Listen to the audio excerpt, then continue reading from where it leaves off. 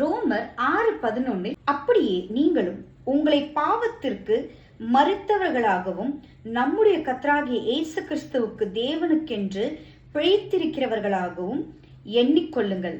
ஆமாங்க, இன்றைக்கு ஏசப்பா உங்களை பார்த்து சொல்றாரு, நீங்கள் பாவத்துக்கு மரித்தீர்கள், ஆனால் நீதிக்கு பிழைத்தவர்களாய் இருக்கிறீர்கள். இன்றைக்கு பாவத்துக்கு மரித்தவர்களாய் இருக்கிறீர்கள், வியாதிக்கு மரித்தவர்களாய் இருக்கிறீர்கள், பிரச்சனைகளுக்கு மரித்தவர்களாய் இருக்கிறீர்கள், பினான்சியல் ப்ராப்ளம்ஸ்க்கு மரித்தவர்களாய் இருக்கிறீர்கள், உங்களை சுற்றி இருக்கிறவர்களுக்கு முன்பாக நீங்கள் மரித்தவர்களாய் இருக்கிறீர்கள்.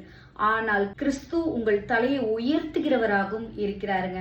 நீங்க உங்க முழு இருதயத்தோட இதை விசுவாசிக்கும் பொழுது, உங்க வாயினால அறிக்கை செய்யும் பொழுது, கிறிஸ்துவின் உயிர்த்தெழுதலின் வல்லமையை உங்களால உணர முடியும். கிறிஸ்து உங்களுக்குள்ள இருக்கிறாரு. இனி நான் அல்ல, கிறிஸ்துவே என்னில் ஜீவிக்கிறார். மரித்த நான் கிறிஸ்துவுடனே உயிர்ப்பிக்கப்பட்டு உன்னதங்களிலே அவரோடு கூட உட்கார்ந்து இருக்கிறேன்றத நீங்க உணர முடியும். அவரோடு கூட இருக்கிற அனுபவத்துல உங்களுக்கு எந்த பிரச்சனையுமே வராது. பாவத்துல இருக்க மாட்டீங்க, வியாதியில இருக்க மாட்டீங்க, இல்ல பினான்சியல் டெப்ஸ்ல நீங்க இருக்க மாட்டீங்க. நீங்க எப்பயுமே வெற்றியின் பயணத்தை நோக்கி போவீங்க. வெற்றி உங்களுக்கு முன்பாக நிற்கும், வெற்றி உங்க கூட நிற்கும். ஏன்னா நீங்க கிறிஸ்துவோட இருக்கிறீர்கள்.